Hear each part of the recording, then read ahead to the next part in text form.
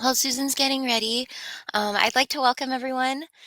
Thank you for joining the DisOrient Film Festival panel discussion on storytelling today. My name is Isabel. I'm a DisOrient volunteer, and I'm here to do some quick housekeeping with everyone before we begin. You might notice that you can only see myself right now. That's because Remo set up so that audience members will be muted and have their cameras turned off during the panel. But don't worry, there's other ways to engage. On the right-hand side, you'll notice that there's a sidebar menu with tabs across the top. The CC tab is for closed captioning, so if you need it, please turn it on now. The live closed captioning function is not too bad, but if you have any questions or something comes out wrong, then please reach out to me. The way you can do that is if you click on the chat tab. If you click on chat, you can choose to chat with folks in the general chat, but know that if you drop anything in general chat, everybody can see it and the chat will be saved. This is a great way to share work that you've done with other folks or build off of conversations that are developing from the panel. There's also the option to table chat with the folks you're at a table with when the event started, or you can privately message somebody. If you're having tech issues, you can find my name, Isabel, and message me, and I can help you troubleshoot. If that doesn't help, there's also a Remo support chat feature you can access by clicking on the two chat bubbles in the lower left-hand side. One has a question mark. If you click on that, a chat window will pop up where you can ask a question and a support person will help you right away.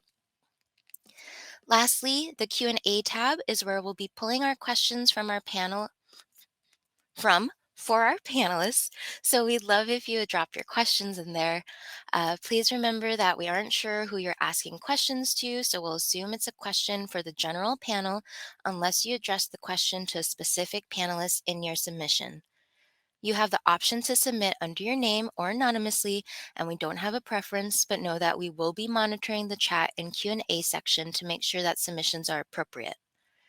We'll do our best to leave the last 5 to 10 minutes of the presentation open for questions and space so that you can all follow up with our panelists. And now I will turn it over to Susan, who will be moderating our discussion today. But also please keep in mind that this presentation will be recorded, so anything that you drop in chat will be recorded as well. Thank you.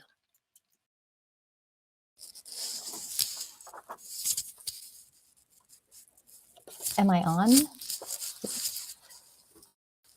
Thank you, Susan. Would you be willing to introduce our panelists today, please? Yes, thank you. Hi, everybody. Thanks for joining our panel discussion. I would love to introduce our panel. We have 6 panelists today. Our first panelist is Justine Kaneda. Justine is a Sansei Japanese-American filmmaker and performing artist. She is a recent graduate from Stanford University, where she graduated with distinction in Phi Beta Kappa.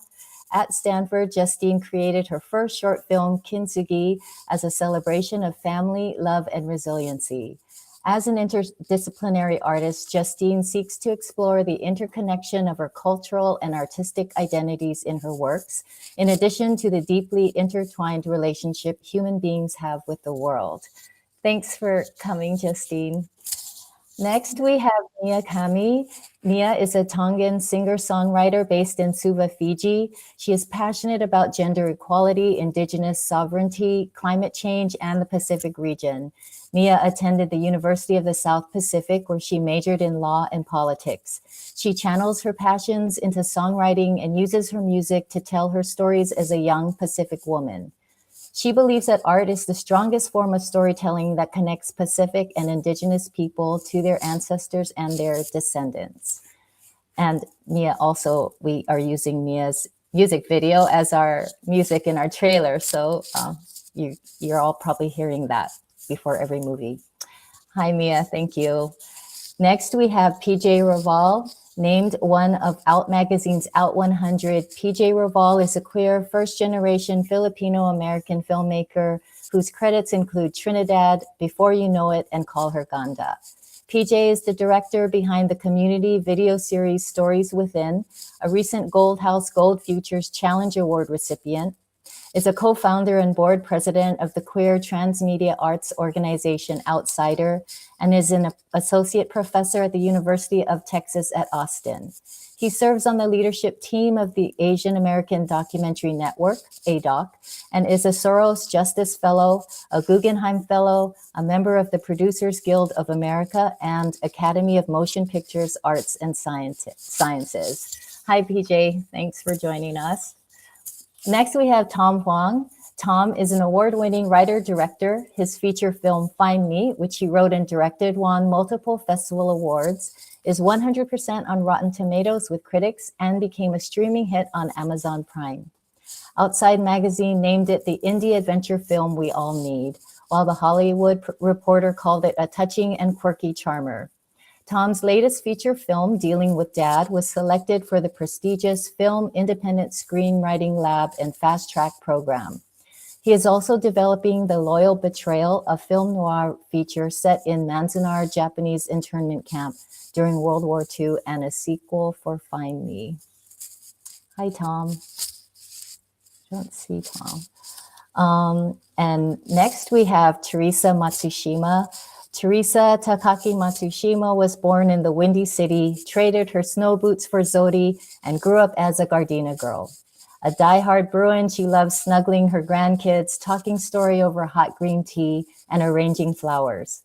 A retired nurse practitioner, she has served on 3 continents in medical missions. Do You Love Me? Her first film was cathartic and helped to mend a broken heart. Hi, Teresa.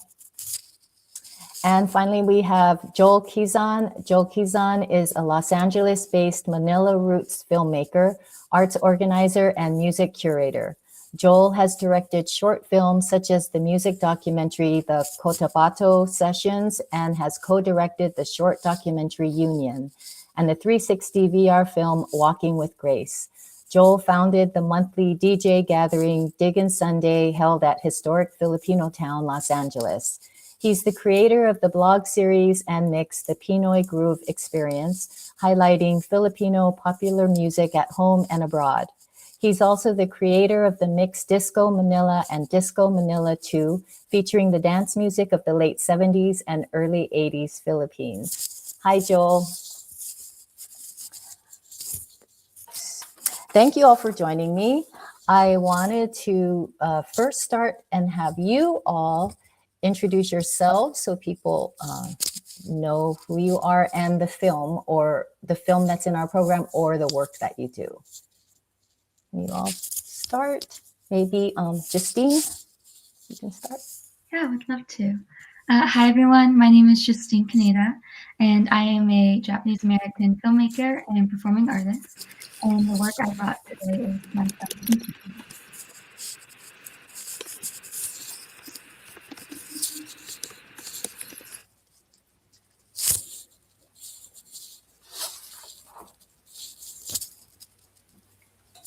Did you say your Justine? I didn't. Oh, sorry. My film name is Kintsugi. And it's about, briefly.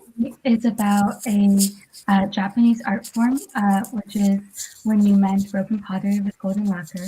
And I was curious to see how I could use this Japanese art form as a symbol for resiliency in human beings in the API community. Thank you so much.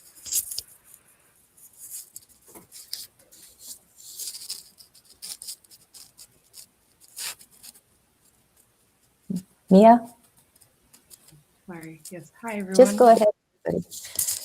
Mahalo, everyone. My name is Miyakami.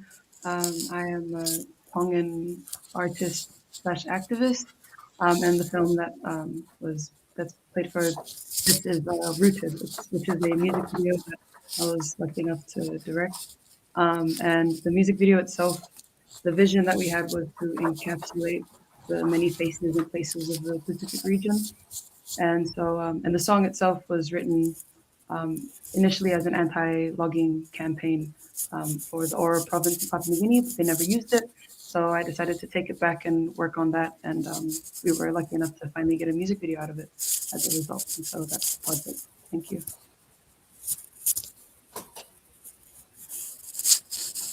PJ? Yeah, hi everyone. My name is PJ Raval. I am a queer Filipino American filmmaker based in Austin, Texas. My film is called Stories Within, which is a community video series that was created by AAPI storytellers here in Austin, Texas. And the project was inspired largely after the Atlanta spa shootings, in our attempt to create something that we thought would help with healing the community and empowering the community.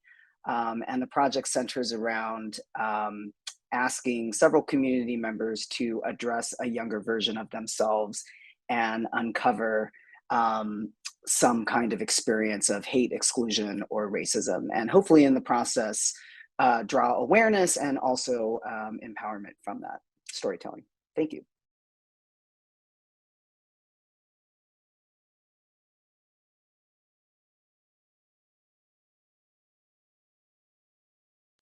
Teresa, go ahead. Hi, I'm Teresa Matsushima, and I'm a novice filmmaker, a retired nurse practitioner, and this is my first film called Do You Love Me? And it was basically the story of my life searching for my dad after my parents were divorced when I was a small child. And there were like 30 years of waiting and wondering where my dad was. Anyway, so it was kind of a story of the journey of finding him and what happened after. So I would hope that you would watch it and enjoy that. And I was part of the digital histories class, which Joel will speak to later. And it's just a group of retired Asian Americans who are making films and telling their story. And everyone has a story. So thank you. And I'll just follow up. My name is Joel Kizan. I'm the instructor.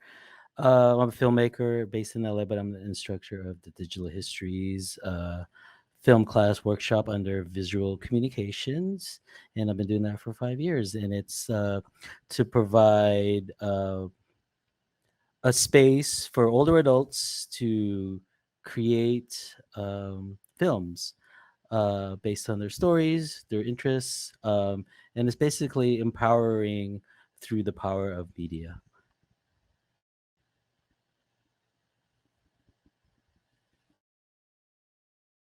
Tom. Sorry about that. Having some technical issues in the hotel. My name is Tom Wong. My film Dealing with Dad, about a Asian American family dealing with a depressed dad who's actually nicer depressed than well. So they're just trying to figure out what depression is and if they should get their dad better or not. And it's a feature film, and if you're in town, then you get a chance to see it. Thanks. Okay. Say the inspiration for doing this panel discussion was really when we got in all those digital history films, watching all the films and listening to the storytelling. I was really moved by the sincerity of the stories and just the power of storytelling, and like specifically the power, the effect on the filmmaker, the effect on the audience, of hearing these stories. And all of our films actually in our program are amazing storytelling. And I asked these filmmakers if they would tell us a little bit about how storytelling is for them, the process. So I want to start out with this topic of the inspiration to tell stories through film.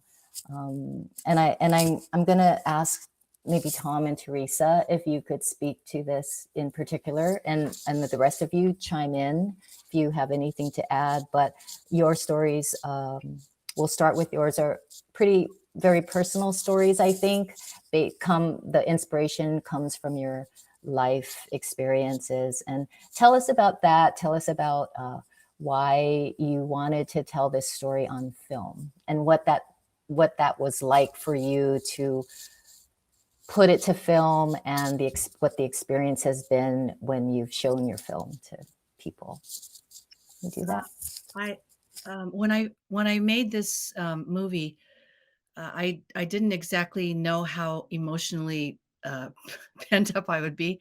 And as I was making it, well, actually, before the film class started, I found the box of 80 letters that I had written to my dad over 4 years, and I reread all the letters, and then it created so much angst in me that when I took the film class, I thought, this is something I need to put on film, because I think as Asian Americans, we tend to suppress a lot of the emotional garbage in our life, and we don't really deal with it. And so I wanted to bring it forward and tell a real story. And I also wanted to encourage people who have had father loss in their life to learn to deal with that and come to healing and come to peace in their life with that issue. And when I was making the film, I was kind of living it day and night. And at night I would be dreaming. And then in the middle of the night, I would have a dream, and then I'd scribble down some notes in the middle of the night and wake up in the morning and read, what does that say? Anyway, but like start the movie with "Dear Dad" and end it with, "With all my love." Anyway, so it was a long emotional process. And I think as I was doing like 10 or 15 seconds of the video or the film, I would sit down and sob and sob and sob, and then I would dry my eyes and then continue on another 10 or 15 seconds. And that was the whole process of the movie. And by the time I ended it, I felt like I had a little bit more healing and peace about the issue. So anyway, but Tom, I don't know how you felt about your film. Oh, thanks for sharing. Um, yeah, I as a film viewer, I find that some of the most powerful films are ones that are personal to the filmmaker, and the ones that really feel. So when I make my own films, I try to make sure there's some sort of personal aspect to it. And in this particular story, it's based on my own experiences dealing with my own depressed dad. It took us about 8 years to get him out of depression. So it was quite a process, and quite transformative in my life. One of the reasons was that my family just didn't understand his sisters, my mom. The, they just thought it was just an emotion. Like you just walk it off, he'll be fine. I remember coming home from college and seeing my dad watching TV in the dark. He was watching The View, and I'm like, this is not normal. And my mom's like, oh no, he's fine, he's fine.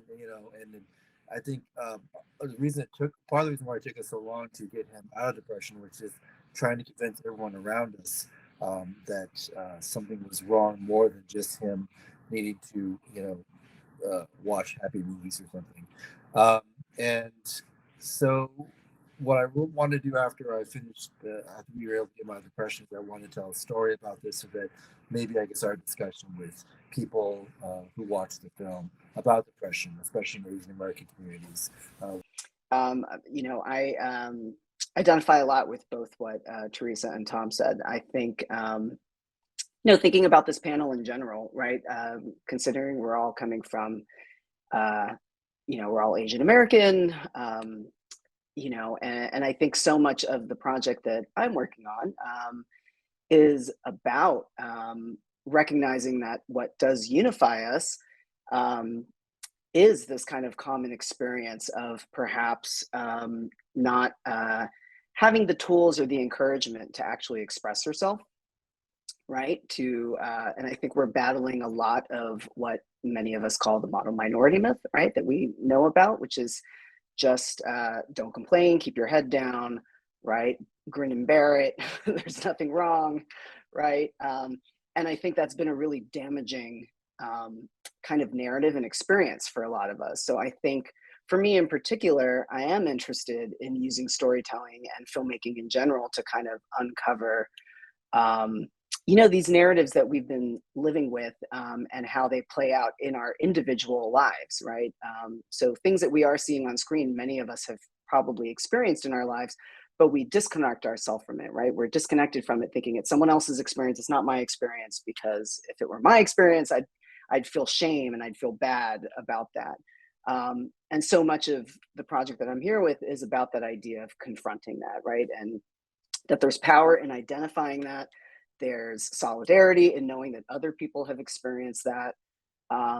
and hopefully there's a way to change that kind of narrative by taking control of it, right? And saying like, no, I'm aligning myself with other, specifically communities of color who have also expressed, who have also experienced, the similarities. Um, so yeah, so for me, one of the most powerful things about film is I do think it's a very accessible medium. I think a lot of people feel like they can watch a film, take it in, and identify it with, in some form or fashion. So for me, I think it's a really powerful way to explore storytelling. And it's a way for people to identify, right, and see something in front of them and understand that experience and perhaps reflect upon it in their own lives. So another topic I wanted to talk about, and specifically, I'm thinking maybe Mia and Justine, you could address this. Is this how we often feel obliged to tell stories that conform to mainstream ideals of how to depict one's own experiences? And I think I really love the way your films are just a powerful form of storytelling. Mia, your music video is so powerful and beautiful. Can you talk about that? How you decided to make this form and tell your people's story through this form? Yeah, thank you. Yeah, so when we were working on Rooted, a lot of the vision for the music video itself came from the song. And so when I was writing the song, I wanted it to sort of be like an anthem for the Pacific, for our people, and not even just for Pacific Islanders, but just for Indigenous people, people of color, and just kind of understanding that there's a lot working against us. But in the end, what we have going for us is the fact that we are resilient people. And I'm not sure how much you might know about the Pacific region, but we are also on the front lines of a climate crisis. We are at risk of losing our islands, our homes, and our culture is so deeply entrenched in our land and our seas. And so a big part of this vision was just portraying, just like I mentioned, the many faces and places of our people and how we're not just a sob story. And so when we were making this video, I didn't want it to be sad, and I didn't want it to show the pain and the hardship that we do go through as Pacific people. But I wanted it to be a celebration of our culture through art. And so in the film, I was lucky enough to work together with people not just in Fiji, where I am, but also I had people from Tonga sending in footage. I had people from the Solomon Islands sending in footage. We had people from Micronesia. And so just across the region, we had different contributions from different people. And I think that's what really made it so special for me is it wasn't our sob story. It wasn't just us demanding for change. It was also us celebrating our differences and how at the end of the day, the ocean doesn't separate us. It's what connects us. And so that was kind of what I was hoping would come from the video. And so when I was thinking a music video would be the best way to do this, because for us, storytelling is such a big part of who we are. It was such a big part of how our ancestors used to pass down our history and our culture. And art is such a good way to do that. And so I thought through film and through music, it would be the best way. Thank you. Have they all gotten to see your music video? And Yes. I mean, it Yeah. is so beautiful and so powerful, and I hope it feels like that for everybody who made it and for them watching themselves in it. Thank you. I hope so too. Yeah. Justine, and you have art in your video. You're telling your story through dance partly, and yeah, talk about your choice to do your storytelling that way.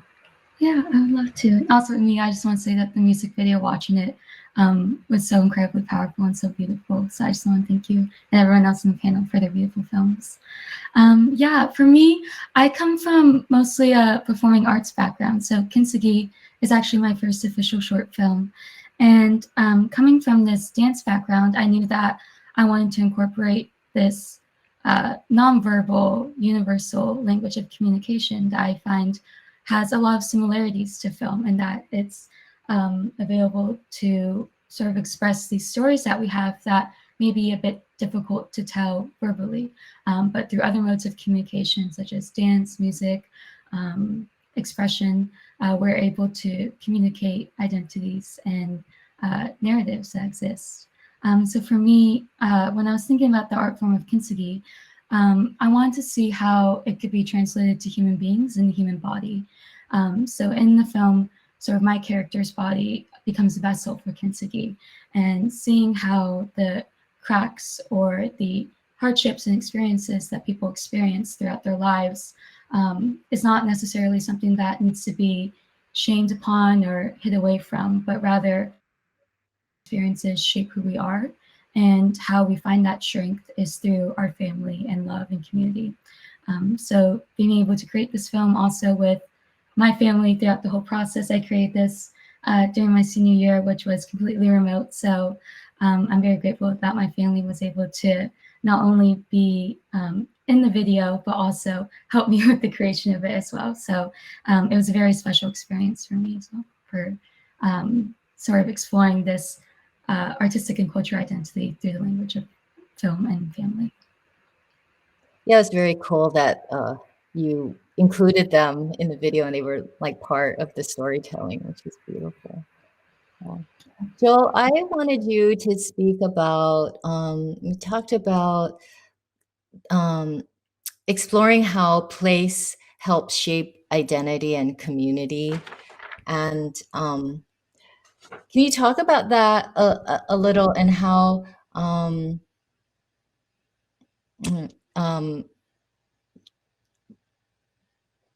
the concepts of home and belonging and community, you know, those are such common topics for DisOrient films. And you told me a little bit about digital histories and how that's usually this centering around that, finding the story that they're going to tell. So talk a little bit about that. Yeah. Really, well, a lot of my work I've done through Foreign Follows Functions. Our film is a place-based media collaborative, and we kind of focus on like or just general space in general, or city or country or place. So in terms of how that relates to and how it affects how the individual. So, and in terms of like doing digital histories, the stories are all really so diverse and so different, and everyone include, like, from Teresa's films and to Joe Verata to Patty Fong's film. They kind of all centered around how they relate to the place that they exist, whether it's in like a built space or the country they live in, which is kind of a typical story that we get a lot of. And so I think that what's important is that it's how that space or how that place affects the individual and their story. So in terms of digital histories, it's what filmmakers bring to the table and their experience. But it's really kind of like it's really the history of it's kind of how they fit into the bigger fabric of like the Asian American experience, all these little stories of place. And as for me personally, as a filmmaker, like I kind of had a fairly kind of traumatic experience moving from one country to another as an immigrant child. I moved from the Philippines and to the United States, and I just remember for most of my life, it's always reconciling the fact of where do I belong, and do I belong here, and should this is not my home, or what the concept of home is. So that just always kind of pops up, and it's always a really strong theme in the films and digital histories. So, and in terms of the work that I do in the films that I make. Yeah, great. Does anyone else, can you comment about maybe place and home and your films in that context? In our digital history class, I noticed that several people. There are at least 4 who did their films on their fathers, which I thought was very interesting. And so that must be a very important topic anyway, for Asian Americans anyway. But there were a lot of, and then Tom's film on his father, right, and mine on mine father, and everybody was focusing on their dad, right? So it's kind of an interesting reality there. Yeah. I'm interested. I'd like you to talk more about just the culture of storytelling being handed down and how that connects all your generations, the power of that. Yeah. So for us, traditionally, this is me speaking from personal experience, but traditionally, our ancestors were storytellers. We didn't read, we didn't write. We used, we were oral storytellers. We used art, dance, music, particularly song. And so currently, I'm Tongan, and so for Tongans, we religion is very deeply intertwined with culture, so it's very hard to separate the two.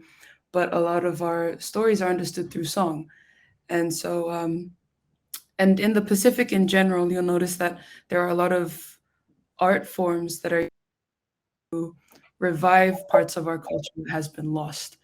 And so dance plays a really big part in that as well.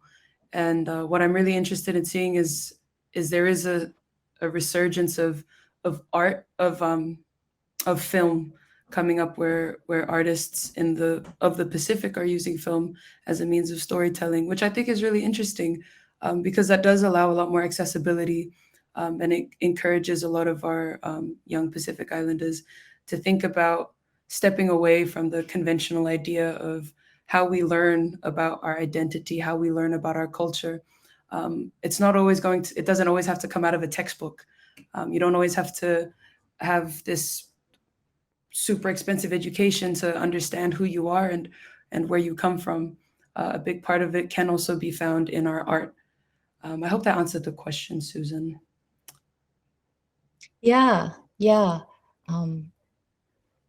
That's great. And you know, I think, I don't know if it was you, PJ, talked about how film is just, it allows the audience to really embody someone else's experience. And that part of storytelling seems just powerful and important. Yeah.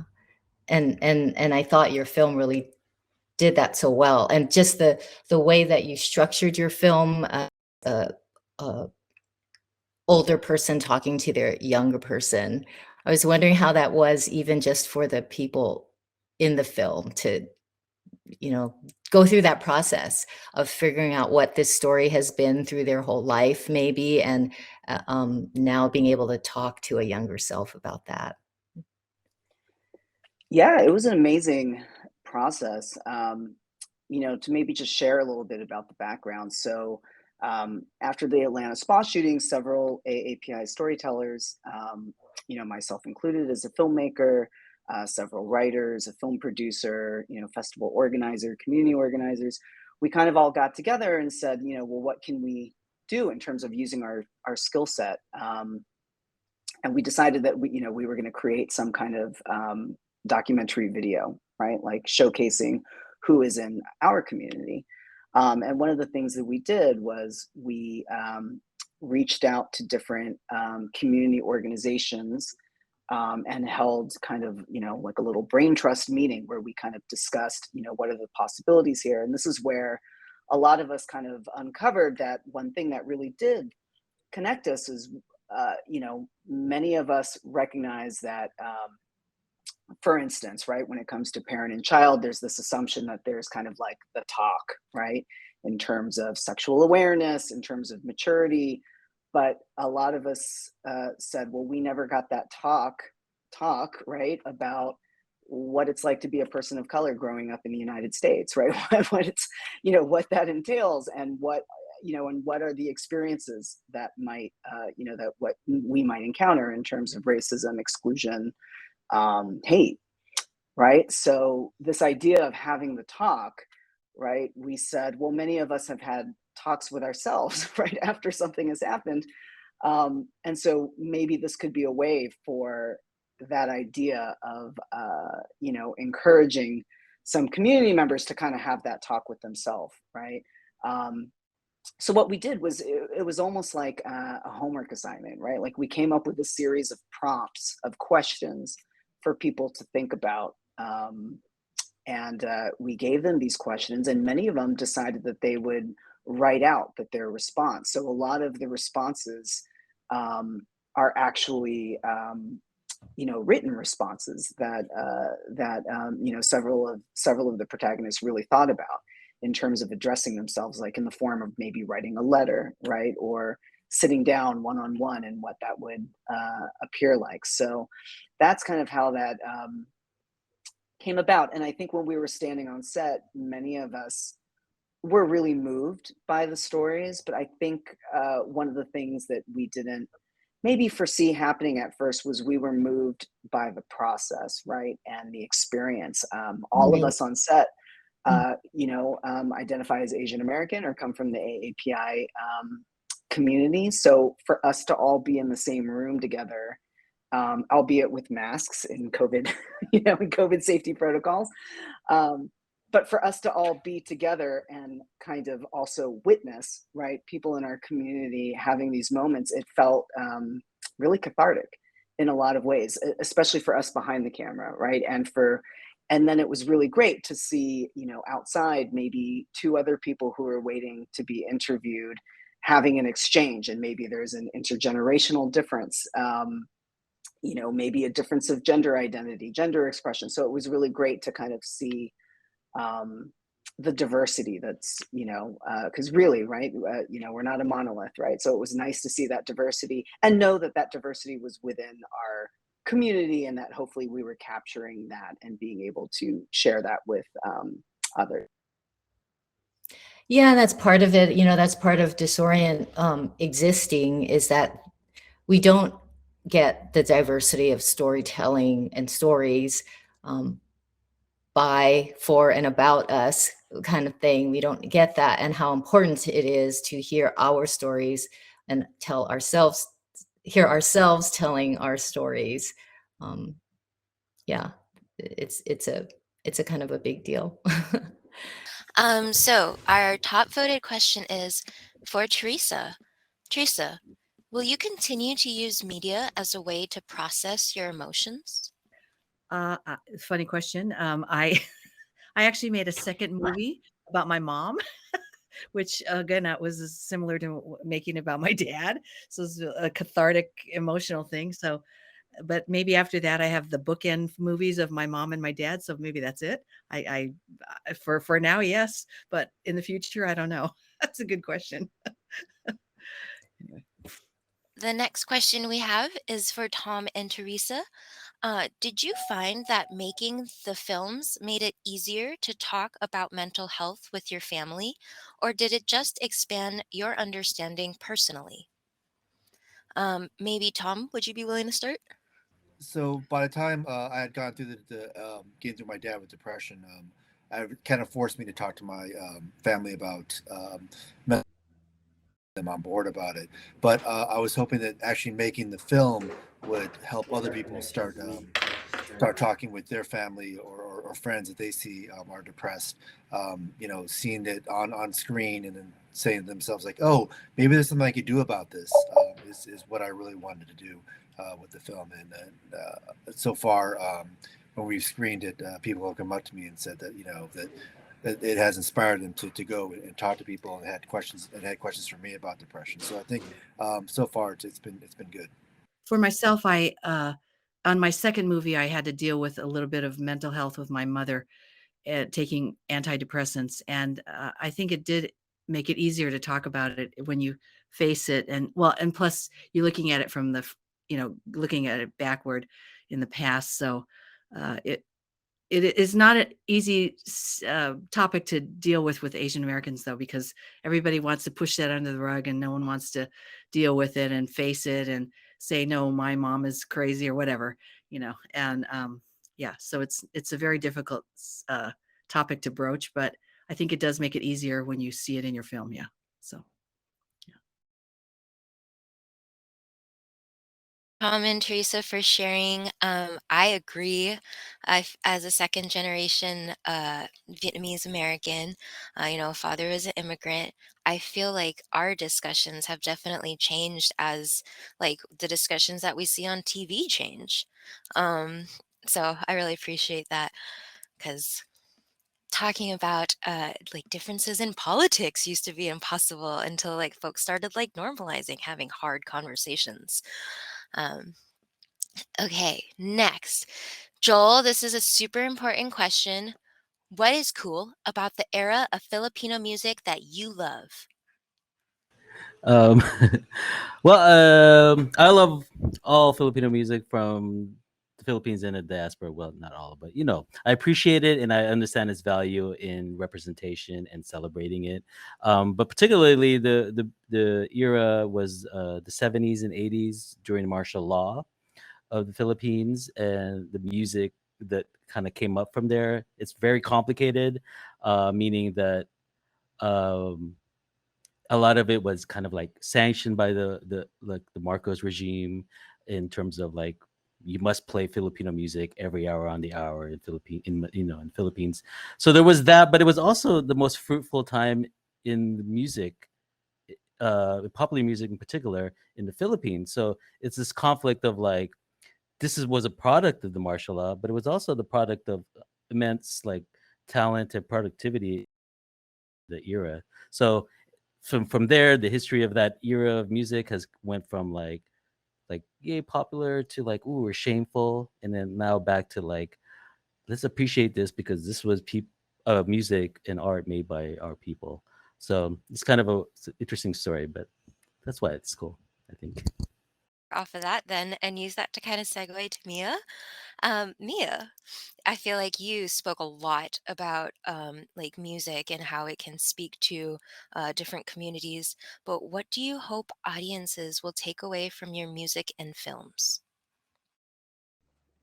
Thank you. I think for me, I speak first from when I perform my music. The intention a lot of the time is more just to get people thinking and to spark conversation. I mean, as you all have been saying, like that's the best part about being creatives is we're able to spark conversation and to get people thinking about these things. And so every time I write with that intention in the hopes that when people hear it, they're able to think about the message that I'm trying to get across. And so when it comes to this particular music video, again, what I was hoping is that it would just allow audiences to see that we're not just this sad group of people that are possibly going to lose our homes. We're also fighting for change. We're fighting for our survival, but in the most beautiful way possible.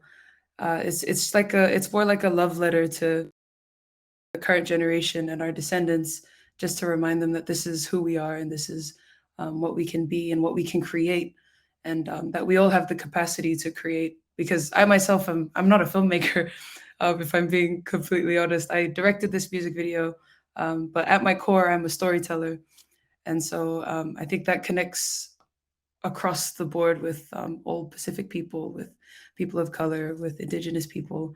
We're all storytellers at heart, and so I think that is the main hope, is that we all understand that everyone has a story to tell and everyone has the capacity to tell their stories in their most authentic, um, organic way. Thank you. I love that, Mia. I know, I'm so into that. It reminds me a lot, I feel like, about this shift from like centering all of these images of suffering and violence all the time to like centering Black joy and recognizing that all of these communities are also like thriving and growing and surviving, even though life and imperialism, etc., has happened. So, Mia, thank you. I feel like it's pretty undeniable the joy that you were able to share with people from all the feedback that we've gotten in chat and stuff. So, thank you. Thank you for giving us an excuse to smile again. Um, Okay, this next question looks like a general question, but I am going to posit it to Justine and PJ, please, because I don't think that we've heard from you yet. But has storytelling changed in the face of technology and the rise in content over the past few years? PJ, would you be willing to start? Yeah, for sure. Yes, I think it has very much so. I think, one of the probably most obvious platforms is social media, right? So even just going on to Instagram and seeing an Instagram story, right, is a form of storytelling, right? Whether or not we want to, consider it, tweets are forms of storytelling as well. So I think there's been a lot of new platforms and ways of storytelling for people with technology for sure. And then of course, since us talking about filmmaking, I think the rise of small video cameras, the idea of having more available access for tools, including editing software on laptops, being able to use cell phones as cameras, I think has kind of democratized filmmaking in a certain way that's been great. Um, in the documentary scape, there's even this idea of kind of like the citizen journalist, right? I think a lot of people also recognize emerging filmmakers and platforms like YouTube, for instance, being platforms where people are sharing work, Vimeo, for instance. So in that sense, yes, I think storytelling has, I don't know if the storytelling has changed, but the platform and availability and immediacy of it all has changed, right? Yeah, definitely. And I think also, like PJ said, just the ability for communities that have been historically underrepresented or silenced in these industries are now able to have their voices heard and their stories and their narratives told and spread throughout communities, not just in their own community, but also across the world. So I think that there is a great power in the ability to uh, have this rise of technology sort of correlate with this rise in the diversity of storytellers that we see in media. And also just over the past couple years with the availability of hybrid platforms or online platforms, just giving more access to people who usually would not be able to sort of consume these different festivals or media types, and now seeing how it's more accessible to everyone is really incredible too.